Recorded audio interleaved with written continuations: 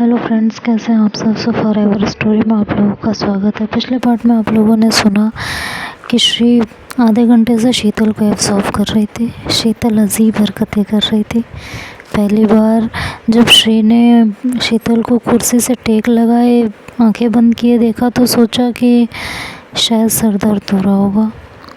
फिर दूसरी बार देखा तो वैसे ही बैठी थी पर मुस्कुरा रही थी। फिर देखा तो शीतल के दोनों हाथ उसके थाइस पर रखे थे और उन्हें सहला रही थी। और अचानक से उसके मुंह से सी की आवाज़ निकली जब वो अपने ख्यालों में गुम थी और झटके से कुर्सी से सीधी होकर बैठ गई थी। और श्री अचानक चौंक गई कि क्या हुआ इसे, कोई भूतनी तो नहीं चिपट गई, अजीब हरकतें क्यों कर रही है, कभी कुछ। एक बार पहले सी की आवाज़, अब फिर से सी की आवाज़, हुआ क्या है। लेकिन फिर उसने अपना ध्यान हटाने की कोशिश की, ध्यान हटा के काम में लगाया, लेकिन मन नहीं लगा। तो श्री ने एक बार फिर से शीतल को देखा तो शीतल श्री की तरफ देखकर मुस्कुरा रही थी और अपनी उंगलियां अपने होठों पर फिरा रही थी। श्री को उसकी अजीब हरकतें देखकर पहले ही अजीब लग रहा था और अब तो उसकी हरकतें उसे और वल्गर लग रही थी। श्री के दिमाग में ये बात चलने लगी कि शीतल का ये किसी तरह का इशारा है क्या मुझको, शायद वो मुझसे कुछ और चाहती है। अभी तक उसकी मुझसे ये सब कहने की हिम्मत नहीं हुई थी, पर अब जब उसे ये पता चल गया है कि मैं उससे प्यार करती हूँ तो वो मुझे इस तरह के इशारे कर रही है। इतनी चीप हरकत, कभी थाई पे हाथ तो कभी होठों पे हाथ, क्या हो गया है अब इस तरह की हरकत करेगी वो। ये सोच कर श्री का गुस्सा अब बढ़ता जा रहा था। उसका सर भारी होने लगा था तो उसने चश्मा उतार कर साइड पर रख दिया और सोचने लगी कि शीतल ऐसा कैसे कर सकती है, वो ऐसी नहीं है, मैं ही कुछ ज़्यादा सोच रही हूँ, ऐसा नहीं कर सकती वो, ऐसा कैसे कर सकती है। अगर ऐसा नहीं कर सकती तो ये हरकतें ऐसी क्यों कर रही थी। काफ़ी देर तक श्री के दिमाग में यही सब चलता रहा। फिर उसने अपने दिमाग से बातें झटकी और कहा, यार दिमाग ख़राब हो जाएगा मेरा, मैं यही सोचती रही तो। और दिमाग से इन ख्यालों को झटक के अपना दिमाग काम में लगाना शुरू किया। लंच टाइम हुआ तो सोच विचार कर शीतल श्री के पास आई और बोली, लंच नहीं ला रही हो, ऐसा करके मुझे गिल्ट में डालना चाहती हो क्या। श्री ने कहा, ऐसा कुछ नहीं है, मेरा मन खाने का नहीं करता इसलिए लंच लेकर नहीं आते। शीतल ने कहा, ठीक है मत लाओ, पर सबके साथ बैठा करो, पहले की तरह मेरे टिफ़िन से थोड़ा सा खा लिया करो। तो श्री ने कहा, नहीं, मुझे ना तो तुम्हारे साथ बैठना है ना तुम्हारे टिफ़िन से कुछ खाना है। श्री ने बहुत ही गुस्से से कहा तो शीतल एक बार के लिए हैरान हो गई। फिर बोली, श्री मैंने प्यार के लिए मना कर दिया तो इतना गुस्सा, मेरी एक ना से सारा प्यार ख़त्म हो गया, शायद ख़त्म हो गया, कहकर शीतल वहाँ से चली गई। ताना सुनकर श्री भी गुस्से में आ गई थी पर उसने कोई जवाब नहीं दिया था। इधर शीतल मन ही मन सोचने लगी कि ठीक किया मैंने इनकार करके, सही किया, बहुत सही किया। औरों की तरह ये प्यार भी श्री के लिए 4 दिन का खेल था, जिसका भूत मेरी एक नाव से श्री के सर से उतर गया है। अच्छा ही हुआ, जो मैं चाहती थी वही हो गया। प्यार है, प्यार है, प्यार है, सिर्फ एक ना करने से सारा भूत उतर गया। वाह, अच्छी बात है। और शीतल कैंटीन आकर बेमन से बैठ गई थी। किसी तरह उसने थोड़ा सा खाना खाया, बाकी का पूरा टाइम वो चुपचाप बैठी रही। लंच के बाद भी उसका काम में मन नहीं लग रहा था। दिल चाह रहा था कि कहीं भाग जाए। सोचने लगी कि कहाँ चली जाऊँ, कहाँ भागूँ, समझ नहीं आ रहा है। पर कहीं जा भी तो नहीं सकती हूँ, जाऊँ कहाँ? आज भाग भी जाऊँगी तब भी कल तो आना ही पड़ेगा। एक काम करूँ, 2-3 दिन की छुट्टी ले लूँ क्या? पर अभी तो 2 दिन पहले छुट्टी ली है, अभी तो वापस लौटे हूँ और कब तक भागूंगी? हालात का सामना तो करना ही पड़ेगा। नौकरी तो करनी है तो श्री को देखना ही पड़ेगा। नौकरी छोड़ दूँ, पर इतनी जल्दी नौकरी दूसरी कहाँ मिलेगी? नहीं, नौकरी नहीं छोड़ सकती। फिर आजकल माँ की बीमारी की वजह से खर्चा भी तो बढ़ गया है, तो घर पर नहीं बैठ सकती मैं। यही सब सोचते सोचते लंच ओवर हो गया और फिर ऑफिस की छुट्टी हो गई। घर पहुंचकर भी शीतल और श्री दोनों एक दूसरे के बारे में सोचते रहे। शीतल सोचने लगी कि आज पहली बार श्री के चेहरे पर मैंने अपने लिए गुस्सा और नापसंदगी नज़र देखी है। जहाँ पर मैंने हमेशा अपने लिए मुस्कुराहट और प्यार देखा था, पसंदगी देखी थी, आज वहाँ पर अपने लिए हिकारत। दिल को बहुत दर्द हो रहा है, बहुत चोट पहुँची है। मेरी एक ना से उसका प्यार ख़त्म हो गया। इधर श्री भी कुछ ऐसे ही सोच रही थी। उसे ऑफिस में की हुई शीतल की हरकतें याद आ रही थी और फिर लंच के बाद से उसका उतरा हुआ चेहरा याद आ रहा था। पर शीतल का उदास चेहरा बार बार उसके मन में कौंध रहा था।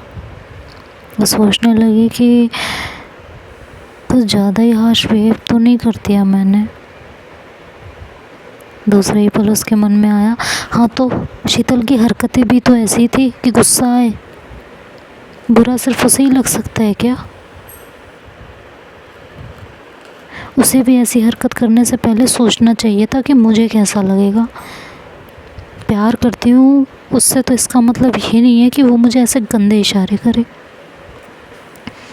क्यों सोच रही हूँ मैं उसके बारे में, जब वो मुझसे यही सब चाहती है, मेरे प्यार को एक्सेप्ट नहीं करना चाहती और सिर्फ इस तरह की हरकतें, मुझे सोचना ही नहीं है उसके बारे में। और ये कह के उसने अपना दिमाग झटका। किसी तरह दोनों की रातें गुजरी। नींद तो आंखों से गायब थी, आंखों से चैन सुकून सब गायब हो चुका था। किसी तरह रात गुजरी और अगले दिन दोनों ऑफिस पहुँचे तो दोनों ने एक दूसरे से कोई बात नहीं की। सुबह सुबह ऑफिस आकर जो हाय हेलो होती थी वो भी आज नहीं हुई। शीतल ने बार बार श्री की तरफ आंख ना उठे इसलिए अपने चेयर को तिरछा कर लिया था। सोचा कि सारा पंगा ही ख़त्म, ना वो दिखाई देगी और ना कुछ होगा, और अगर मेरा मन भी किया तो मैं पीछे नहीं मुड़ूंगी। बस बात ख़त्म, ऐसे ही बैठूंगी मैं। हद हो गई है, और ना ही इधर उधर देखते हुए वो मुझे नज़र आएगी। बस अब उससे दूरी बना के रखनी है। शीतल को ऐसे बैठ देख सब टोकने लगे। सबने कहा कि शीतल तुम आज ऐसे क्यों बैठी हो? तो शीतल को कुछ सोच नहीं रहा था, तो उसने बहाना बनाया कि अरे वो आज डेस्कटॉप पर कोई काम नहीं है, तो स्क्रीन से बचने के लिए दूसरी तरफ मुंह कर लिया है, जिससे कि आंखों पर स्ट्रेन ना पड़े। इधर श्री सोचने लगी कि हाँ, झूठ कितना अच्छा बोला है, पता है मुझे तुमने क्यों आज अपना मुंह घुमाया हुआ है। पूरा दिन ऐसे ही निकल गया था। दोनों ने ना तो एक दूसरे से बात की थी और ना ही एक दूसरे की तरफ देखा था। वो दिन भी और रात भी ऐसे ही गुजर गई थी। अगले दिन शीतल जब स्टेशन पहुंची, तभी से मायू शीतल की जान खाने लगी थी। उसने कहा कि मैंने तुमसे उस दिन कहा था ना कि तुम मुझसे बात करो, तो तुमने बात क्यों नहीं की? बताओ मुझे, तुम दोनों में लड़ाई आखिर हुई क्यों है? ऐसा कुछ नहीं है मायू, तुम ज़्यादा सोचो। मैं ज़्यादा नहीं सोच रही हूँ, मुझे साफ साफ बताओ कि बात क्या है, कि तुम दोनों इतना एक दूसरे से बात ही नहीं कर रहे हो। श्री तुम्हारे लिए इतना परेशान थी, और जब से तुम आई हो तब से वो तुम्हारी तरफ देख भी नहीं रही है। तुम भी उसकी तरफ नहीं देख रही हो। क्या बात है, मुझे बताओ, मुझे जानना है। मायू कुछ भी नहीं है, बस ऐसे ही काम ज़्यादा रहता है, कुछ काम वाम ज़्यादा नहीं रहता, इतना मुझे भी पता है। मुझे साफ साफ बताओ क्या चल रहा है। उसको जवाब देते देते, उसकी बातें सुनते सुनते शीतल अब पक चुकी थी। आखिर में शीतल ने मायू के सामने हाथ जोड़ दिया। उसने कहा यार बस कर, हम दोनों में सुलह नहीं हो सकती है, इसलिए बार बार ये बातें करके परेशान मत कर। मायू ने कहा अच्छा ये तो बता कि तुम दोनों में लड़ाई हुई किस बात पर है। मैं कोशिश करती हूँ, मैं सुलह करवाती हूँ, तू कुछ मत कर यार प्लीज़। बार बार मुझसे पूछ मत क्यों लड़ाई हुई है, मैं नहीं बता सकती। दोनों इस तरह बहस करते करते ऑफिस पहुँच चुके थे, पर मायू अभी भी उससे वही सब पूछे जा रही थी।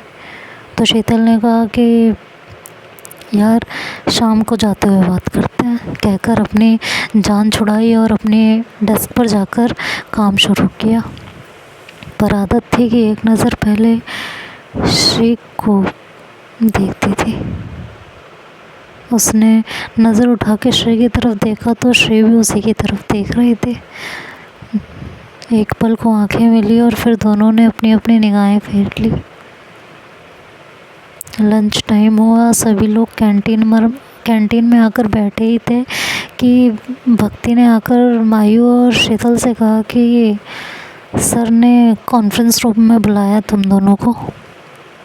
शीतल ने कहा हम दोनों को? क्यों, क्या हुआ? पता नहीं, कुछ बताया नहीं। तो दोनों उठे, कॉन्फ्रेंस रूम में गए तो देखा श्री वहाँ पर पहले से ही बैठी थी। दोनों अंदर गए और शीतल ने एक चेयर खींची और बैठ गई। सोचने लगी कि सर ने हम तीनों को क्यों बुलाया है, वो भी लंच टाइम में।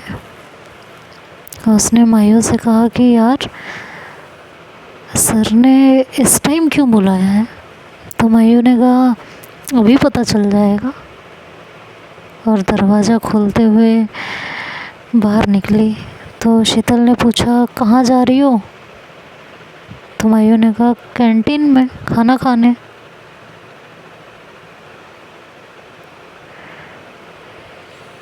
तो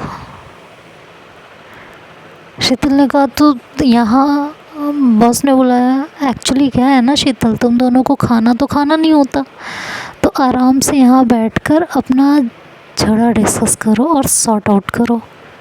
दरवाज़ा अब लंच के बाद खुलेगा। इससे पहले श्री जाकर दरवाज़ा पकड़ती, मायू ने दरवाज़ा बाहर से बंद कर दिया था। श्री को समझते देर लग गई थी। श्री जैसे ही दरवाज़ा बंद हुआ, श्री एकदम झल्ला उठी। उसने कहा मायू दरवाज़ा खोलो। क्या पागलों वाली हरकतें हैं यार ये। और वो दरवाज़ा पीटने लगी, मगर दरवाज़ा नहीं खुला। मायू दरवाज़ा बंद करके जा चुकी थी।